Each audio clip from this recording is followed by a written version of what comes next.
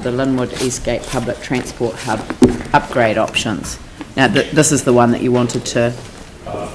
Actually had a question on the main report. Well, you can raise that at the committee board. Yeah? Well, no, it was raised, so... Sorry, I thought you said that... the reports, not of the board, but of staff on the reports. Oh, okay. Well, I've gone over that one. It's a very quick question. Is it okay just to raise it, or Yeah. maybe? Yep, Otherwise, I can raise it in the chief executive's report. But it is just on 7. I'll just make sure people are aware of it. It's on page 9, 7.2, Peacock's Gullet Road reconstruction and wastewater renewal.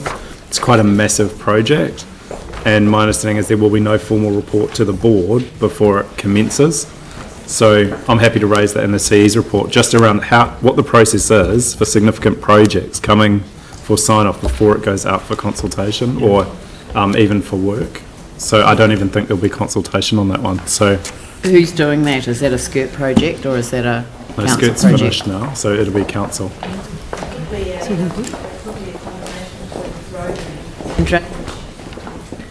Niche team? Okay. So we can get back about the process and... Yeah, that would be great. Thanks. Cool. Thank you. All right, so next we've got the Linwood Eastgate public transport hub upgrade options. So has anyone got any questions on this one? Yanni? Just appreciate that it's a little bit wider than just the public passenger transport option, but it does seem to me that it's hard to evaluate where that option is best without a plan for this whole area in terms of the intersection. We've currently got the cycleway going through or close to here. We've got the school that I think has made repeated requests, Linwood Ave School, for safety improvements. We've got the mall wanting to expand, and we've got the issue of the public passenger transport. So I was just really wanting to know if staff felt that we were able to do a sort of holistic traffic transport plan for this intersection and slightly wider area to sort of help bring everything together, because at the moment we've got money being spent without any sort of plan for the area. There's already works going on the signals on this intersection. Yeah, I would hope we would do that. I mean, it wouldn't be sitting there in isolation, because particularly with options 1 and 2, it involves putting in a new pedestrian crossing, and you can't do that in isolation of the network around it. And with the other options, if they were deemed to be suitable, again, there would be sort of widespread changes to the network to try and get, circulate the buses safely as possible round the from Buckley's Road and then back to Buckley's Road. So we couldn't just do it in isolation. Right. So would it be? But I mean, it's probably a bit early to say what the nature of how it would actually come to pass. I mean, we couldn't just do any of this in isolation. I think that's the main point. It doesn't just sit there on its own. Except, like, the cycleway project is going to make changes to that Cranley Street intersection, except that the traffic signals project that's already been started is making changes or just putting the signals back as they were. So there are kind of projects happening without any plan. So, I mean, that's why I thought it would be really good to just maybe have an additional resolution that gave staff the mandate to start doing that work around a holistic plan for this area. Yeah. Because those projects are happening now. That's what worries me. That makes perfect sense. Cool. As Philip said, we wouldn't look at it in isolation, and we won't, because, as you know, the intersection is a key intersection in the city. It's very busy. And it's also a high safety risk as well. Yeah. So we'll be looking at trying to improve safety on that intersection. So but no, we're happy with that resolution to look at. So what would you call that? Like an integrated transport and traffic plan for Yep, that's absolutely fine. Okay. So number 2, request staff to develop an integrated transport and traffic traffic plan, public transport, is it, or? Well, it's inclusive. I mean, I want it to be as Right. inclusive as possible. Just call it a transport An integrated plan. transport Transport plan. We don't need traffic. Request staff to develop an integrated transport plan for For the immediate area. the immediate area. Yeah, Yeah. Yeah. to consider consider the other works that are occurring. Yeah, so, to consider what? There's other works like the cycleway. Yeah, but, to consider all of the works Yeah. that are occurring. Yeah, So an integrated transport plan for the immediate area to consider the works that are occurring is not necessary. yeah. Yeah, taking into consideration all of the works that are occurring in the area. Is that, I mean, it's to join up the works that are proposed, not just the works that are occurring. Because if you Okay. just follow the works that are occurring, you may get a really poor outcome because Okay. you've got 5 different projects. all of the works that are occurring and proposed.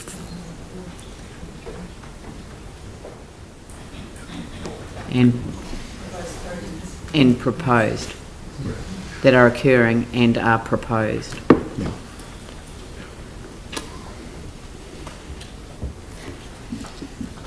Yeah. Is that all right? Yeah, I think that's good. Yeah. Okay, Aaron, you are next, and then Phil. Thank you. Just some questions around the bottom of page 15 and that there was no consensus except that the PT passenger facilities needed improvement.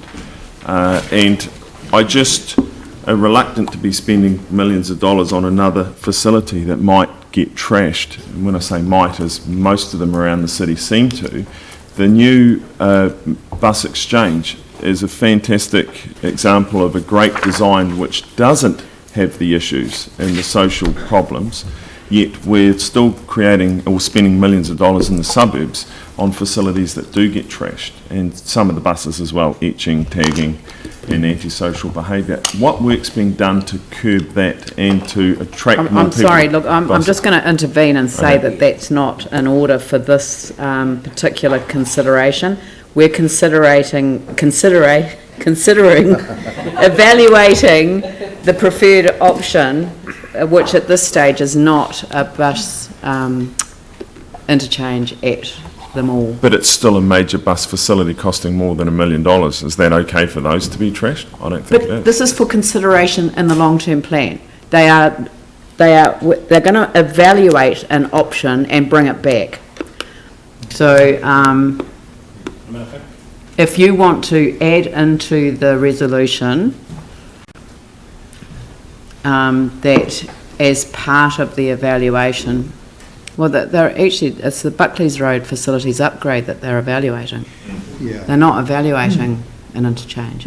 No, there'll be no, if we can allay your fears, there'll be no internal building, it'll be an upgrade of the on-street facilities. Most of the cost is actually the pedestrian crossing to get people safely from the new on-street facilities to the mall entrance. So that's the bulk of the cost. And we would involve the community support team to review any proposal for the crime prevention through environmental design principles to try and minimise or eliminate crime hotspots, dark spots, that sort of thing, to try and address those issues before they actually occur. Yep. Yeah, but any facility we spend money on, we should be going for the best outcome for that community. Yes, and I but don't we're think going to this is. consider the actual report as part of the LTP, not now. Phil, and then David. So will there be further work done on considering the other options too? Because you've referred to the on-street facility at Buckley's Road. Option three here in the mall car park area, where we understand from the report that in fact there's a future mall building is proposed in there too. So the question really is, while we would like this information by the time of the LTP, are we actually going to be able to have some sort of, some evidence that in fact an option like that would be in the mix, say, still, particularly so that people might use that as a central place for a form of a bus exchange. But one of the options anyway. That's what I'm wondering. The answer is no. No. We have looked at all the options, and taking into account Environment Canterbury and getting through the intersection and getting buses in and out of that mall car park, it was dismissed as being quite difficult and a conflict with pedestrians and vehicles. So, yeah. There would be a lot more bus movement through a car park which has, pedestrians crossings, cars coming in and out of car parks. So, apart from and also it's just be much more costly because as Richard said, we would have to develop options to address the intersections of Cranley, Chelsea, probably the car park itself. So. Okay. Thank you, because clearly that clarifies what the options are going to be. Yep, David?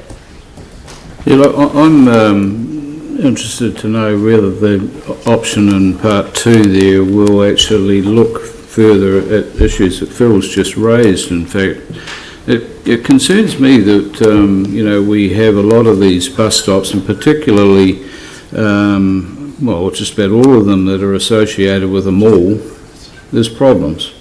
Either the mall operators are resistant to the preferred location of a bus stop, and secondly, sometimes it's the KPIs that ECAN put on their transport, whether it's it just adds a bit more time to the bus travel and their timetabling, and they resist it from that point of view. But in this particular instance, this bus stop on Buckley's Road, its primary function does serve that mall. It's you're actually sending people across one of the busiest streets in the city, and yet, we just heard a minute ago that, there's issues with buses in the car park and pedestrians. Be a hell of a lot slower. So I just get concerned that when we're doing these evaluations that we're not actually concerned with the primary index of safety of people. We're quite happy to send them across Buckley's Road. We're quite happy to, have it in the middle of Riccarton. All of these issues, and I actually think that passenger safety seems to be pushed right down the bottom of the list, and followed very closely by ECAN's notion of wanting to minimise the amount of time the buses travel. So I really want to see this whole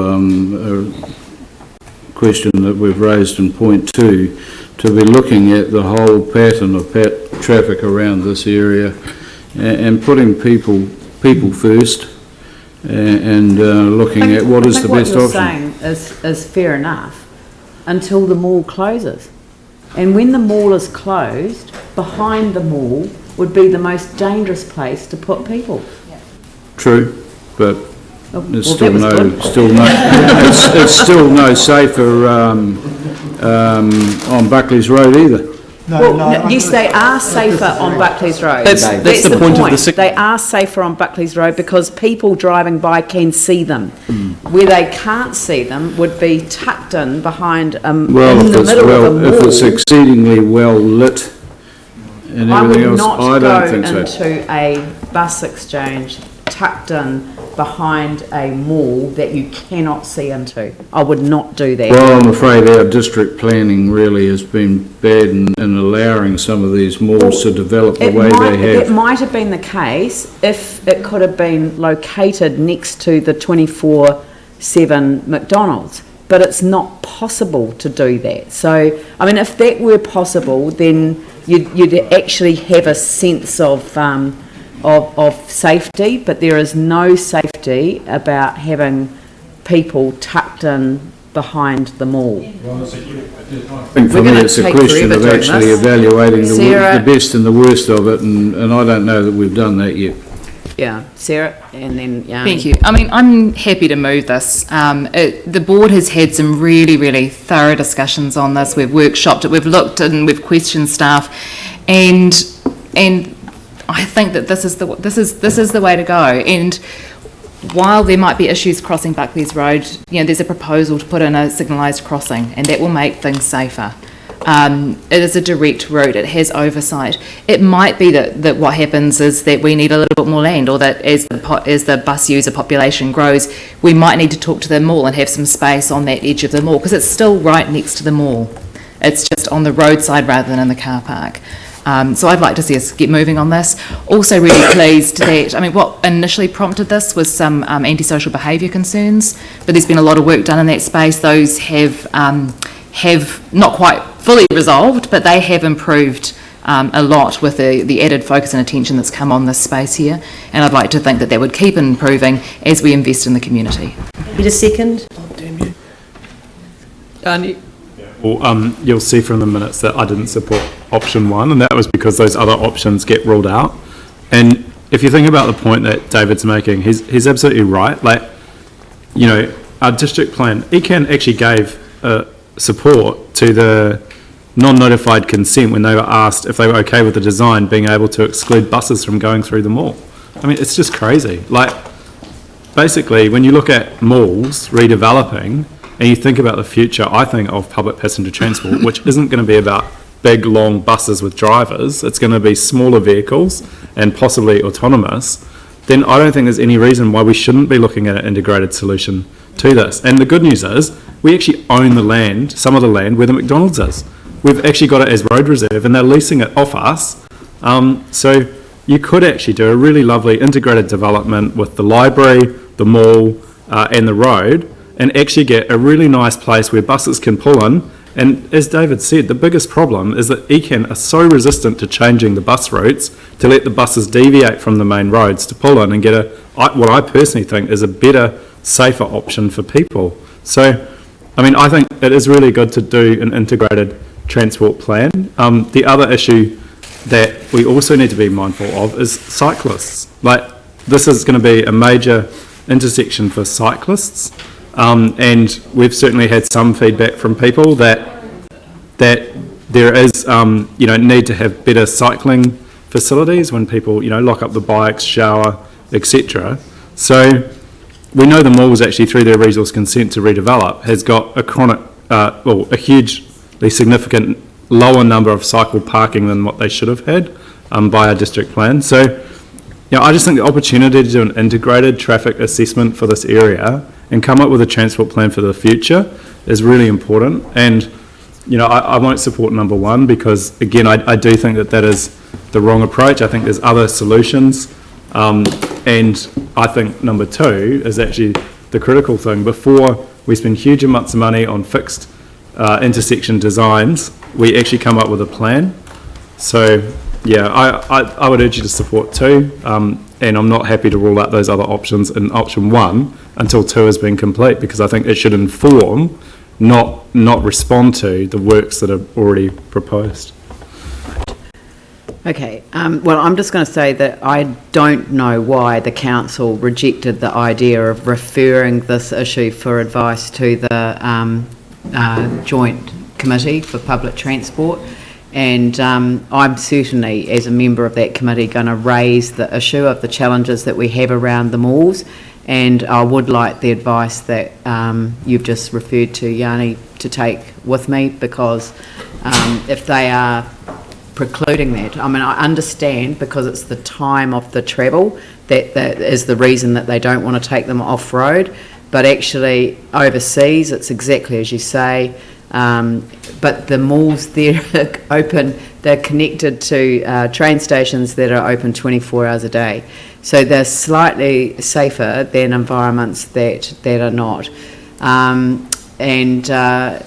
But in actual fact, our buses stop at about 11 o'clock anyway. So just providing for that safety at night time after the malls are closed, that seems to me to be part of it. But I would really like the Transport Committee, the Joint Committee, to be looking at these issues, because I don't think they realise the challenges that we're confronted with when we're faced with these decisions. Anyway, I'll put that motion. And I presume you want to vote against one, and you want to vote against one as well? You're comfortable? Okay, so I'll put the motion. All those in favour say aye. Those opposed say no. That's carried, and just Yanni against one.